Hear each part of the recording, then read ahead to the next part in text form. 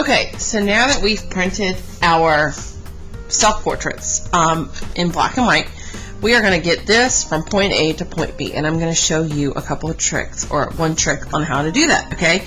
I know many of y'all are not comfortable with the idea of just free drawing it on here, so I'm going to show you a way to transfer this to this. So we're going to start with taking a graphite pencil, and I'm going to move my nice paper out of the way. You're going to flip your drawing over to the back side, and you're going to use it on its side, and you are going to cover this entire back area with graphite. And you want to go kind of hard. You want it to be fairly dark, not light. Okay, so on its side.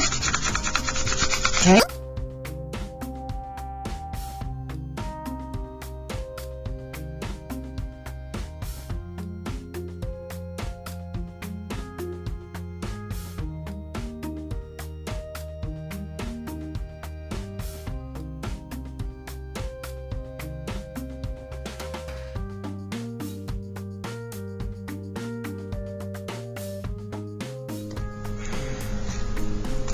Okay, and now what I'm going to do, I'm going to take a ballpoint pen and I am going to basically just trace my face, okay? And what that's going to do is going to impress that graphite on the back of your photograph to the paper behind it, okay?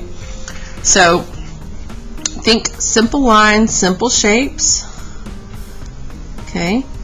And you want to make sure you're pushing down fairly hard. Not so hard that you rip the paper, okay? You don't want to rip because you don't want to accidentally draw with ballpoint pen on your nice watercolor paper.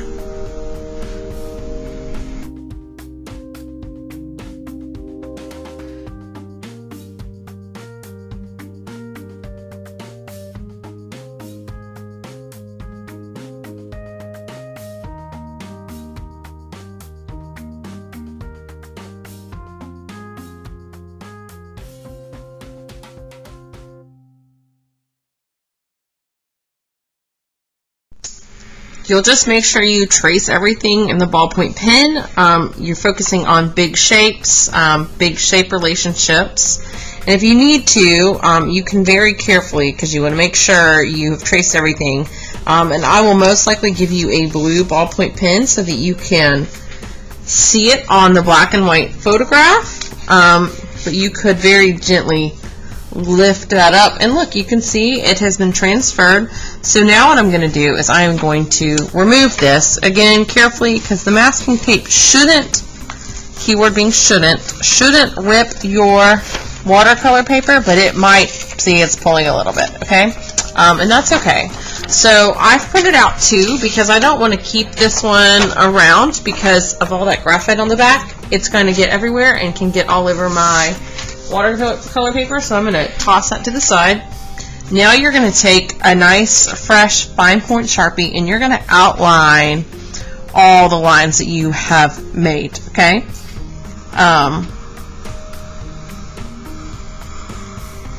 So you'll just do this.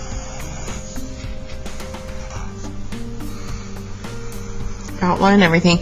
And what I'll probably do is give it some kind of fun, funky border, kind of similar to what I did here, okay? And then this is another one I started where I started adding fun, funky stuff in the background, okay? So anyways, we're gonna outline in Sharpie before we do anything with color. Alright, so you'll outline the whole thing in Sharpie.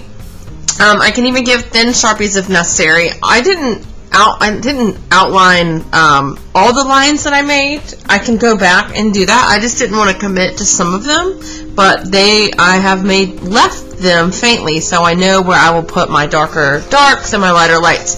So we're literally only going to be using 3 colors on your face. I did a red, an orange, and a yellow. So basically you just need a dark, a medium, and a light value, okay? So you could theoretically do like a dark purple, a medium blue, and a light blue. You could do dark blue, a green, and a yellow for your skin tone. It's up to you. I just like the warmth that the red and orange and yellow creates. So I'm going to show you how to do that in just a second.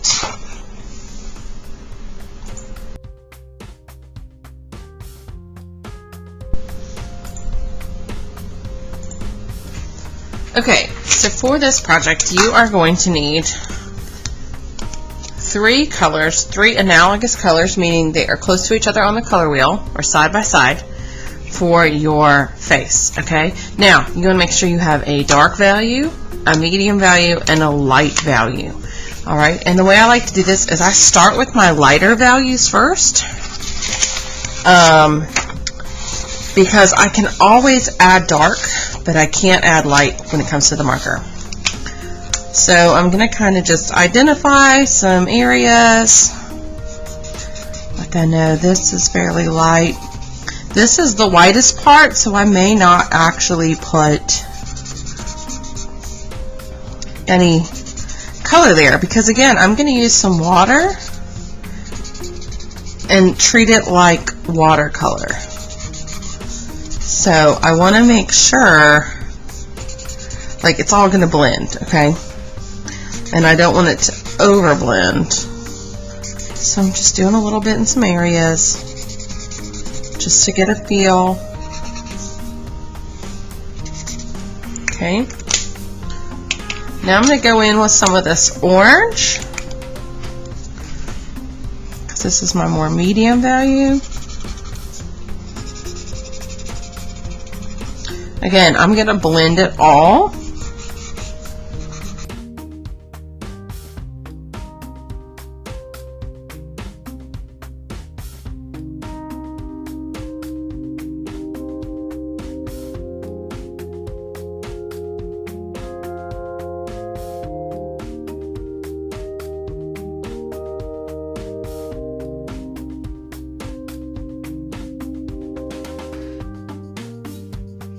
So now I'm going to go in with the red.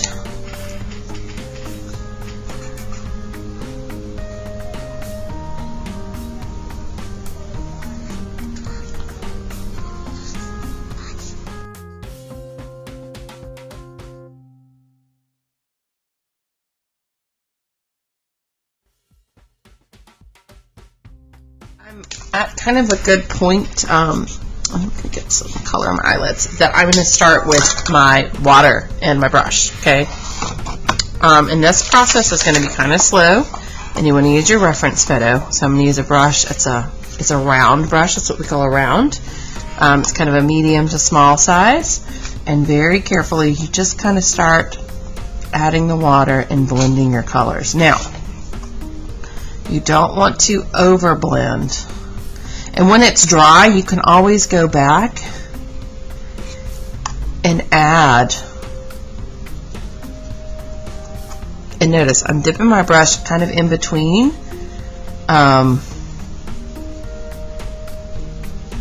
Because I don't want to drag all that orange into this, because I want to keep that mostly light. And I can already see, well, that's supposed to stay kind of light. So what I'll probably do is once that's dry, go back in with a little bit of yellow right there.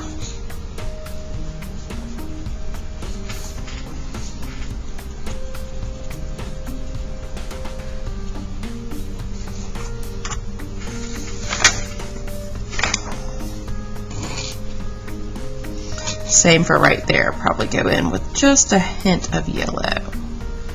So right here is really where you want to be careful, because you can over blend this pretty easily. So you just need to go kind of slow and kind of wet your brush in between. And notice, I'm not tapping my brush on the side. I just kind of gently press it if I need to get rid of excess water.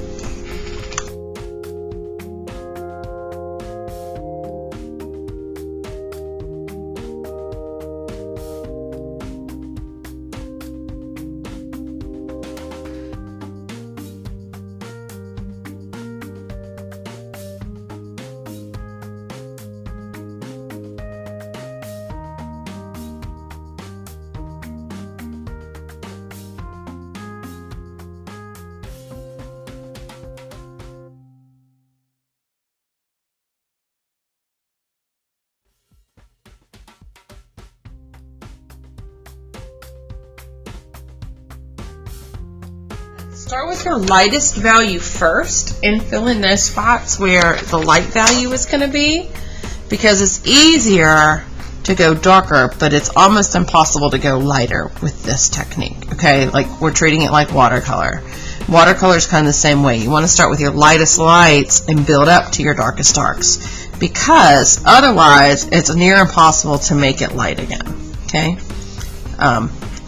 Anyway, so that's kind of how you do it. And once it's dry, I'm going to come back, reevaluate, and see what else might need to be done. Okay, so now that I've kind of finished the face, I mean, I still need to do the neck. Pretty sure, yeah, I have on a sleeveless shirt in the photo, so I'll probably do my shoulders as well, or maybe I'll make those a color like it was a shirt. But first, I'm going to kind of go back in and just kind of touch up a few areas, and then for my hair, I have chosen these 3 color combinations. Notice my face is warm, so if my face is using warm colors, my hair is going to be cool colors, because if I did warm colors for my hair, it might all kind of blend in together. So what my recommendation is going to be, if you use cool colors on your face, then you need to use warm colors for your hair, and vice versa. So if you use warm colors here, cool colors there. Okay. Again, I have a dark, a medium, and a lighter value for my hair color. And I could throw in some yellow into the hair for some of the lighter parts if I wanted to, but that's probably not going to be necessary. So I'm just going to go in and touch up a few spots on my face, and I'll just kind of refine as I work. But remember, less is more in this, because you know, you can blend this out. And same with my eyebrows. I am going to use these same cool colors that I'm using my hair for my eyebrows, of course.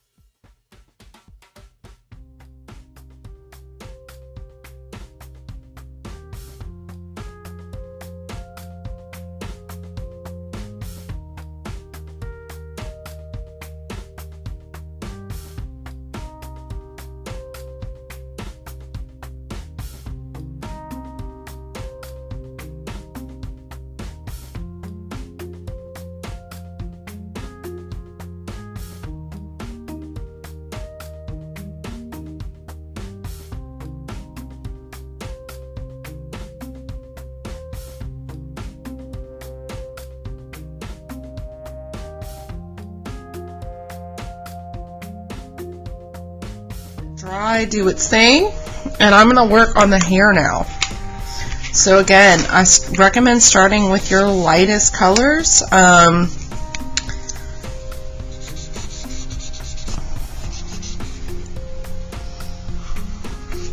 you can leave some white spots in there, because, and then these are earrings. And they're blue in the actual photograph. Oop, that was not hair, that was part of my crown. That's okay.